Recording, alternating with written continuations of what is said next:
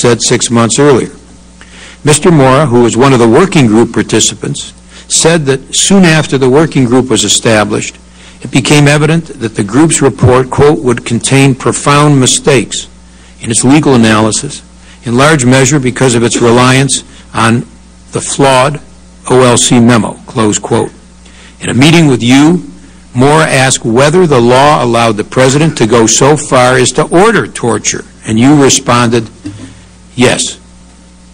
The August 1, 2002 Bybee memo, again, had said that to violate the federal anti-torture statute, physical pain that resulted from an act would have to be, quote, excuse me, quote, equivalent in intensity to the pain accompanying serious physical injury, such as organ failure, impairment of bodily function, or even death.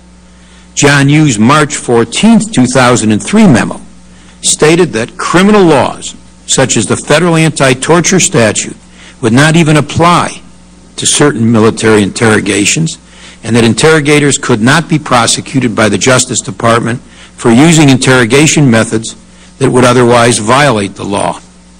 One CIA lawyer reportedly called the Bybee memo of August 2002 a golden shield.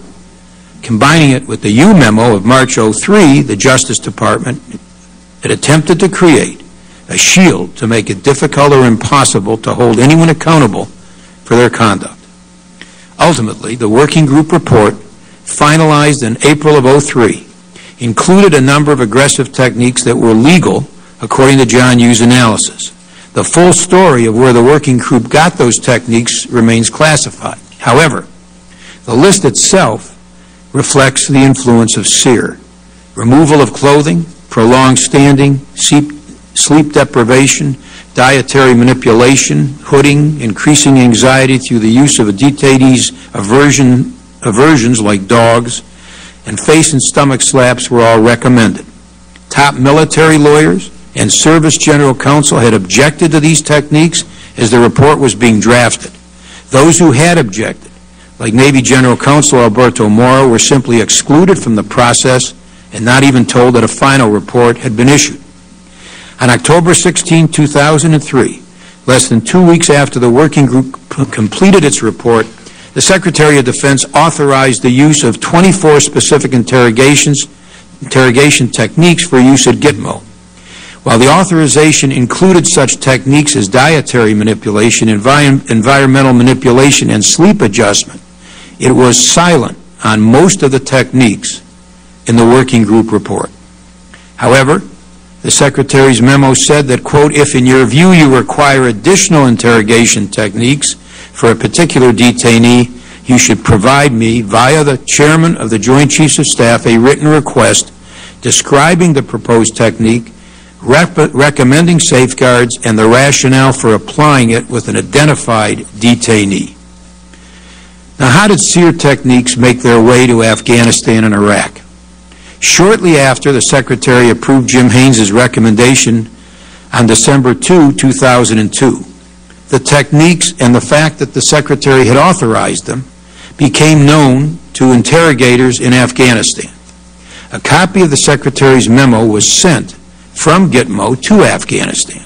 The officer in charge of the intelligence section at Bagram Airfield in Afghanistan has said that in January of 03, she saw in Afghanistan a PowerPoint presentation listing the aggressive techniques authorized by the Secretary on December 2, 2002. Documents and interviews also indicate that the influence of the Secretary's approval of aggressive interrogation techniques survived their January 15, 2003 rescission. On January 24, 2003, 9 days after Secretary Rumsfeld's rescission, the staff judge advocate for CJTF 180, CENTCOM's conventional forces in Afghanistan, produced an interrogation techniques memo.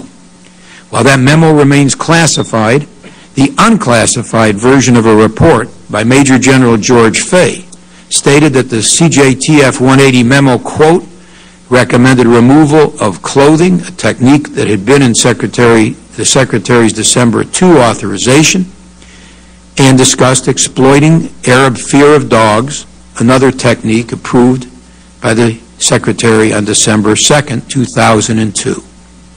From Afghanistan, the techniques made their way to Iraq.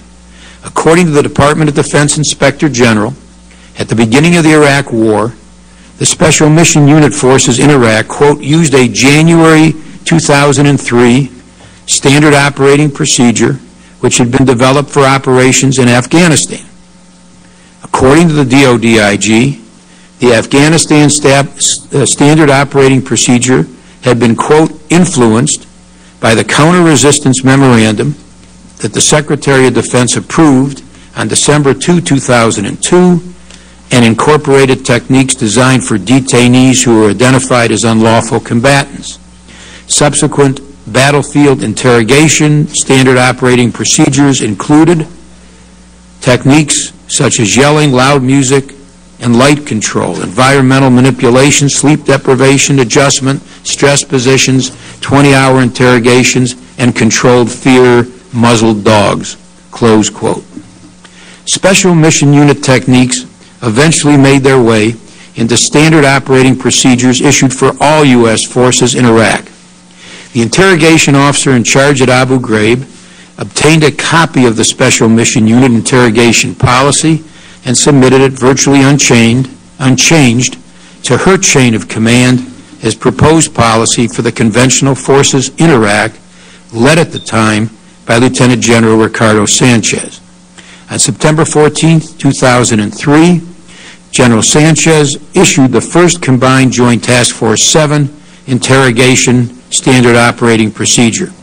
That procedure authorized interrogators in Iraq to use stress positions, environmental manipulation, sleep management, and military working dogs to exploit detainees' fears in interrogations.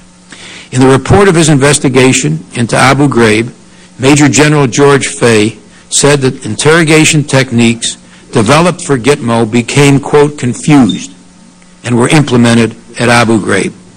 Major General Fay said that removal of clothing, while not included in CJTF-7's procedures, was imported to Abu Ghraib and could be traced, quote, through Afghanistan and Gitmo, close quote, and contributed to an environment at Abu Ghraib that appeared to, quote, condone depravity and degradation rather than humane treatment of detainees, close quote. Following a September 9, 2004 committee hearing on his report, I asked Major General Fay whether the policy approved by the Secretary of Defense on December 2, 2002 contributed to the use of aggressive interrogation techniques at Abu Ghraib, and he responded, yes. Not only did SEER resistance training techniques make their way to Iraq, but instructors from JPRA's SEER school followed. The Department of Defense Inspector General reported that in September of 2003, at the request of the commander of the Special Mission Unit Task Force, JPRA deployed a team to Iraq to provide assistance to interrogation operations. During that trip, SEER instructors were authorized to participate in the interrogation of detainees in U.S. military custody. Accounts of that trip will be explored at a later time, and I'll be sending a letter to the Department of Defense asking that those accounts and other documents relating to JPRA's interrogation-related activities be declassified. Major General James Soligan, the Chief of Staff of the U.S. Joint Forces Command, JFCOM, which is the Joint Personnel Recovery Agency's higher headquarters, issued a memorandum referencing JPRA's support to interrogation operations. Soligan wrote that, quote, recent requests from the Office of the Secretary of Defense and combatant commands have solicited JPRA support based on knowledge and information gained through the debriefing of former U.S. POWs and detainees and their application to U.S. strategic debriefing and interrogation techniques. These requests, which can be characterized as offensive support, he said, go beyond the chartered responsibilities of JPRA. The use of resistance to interrogation knowledge for offensive purposes lies outside the roles and responsibilities of JPRA.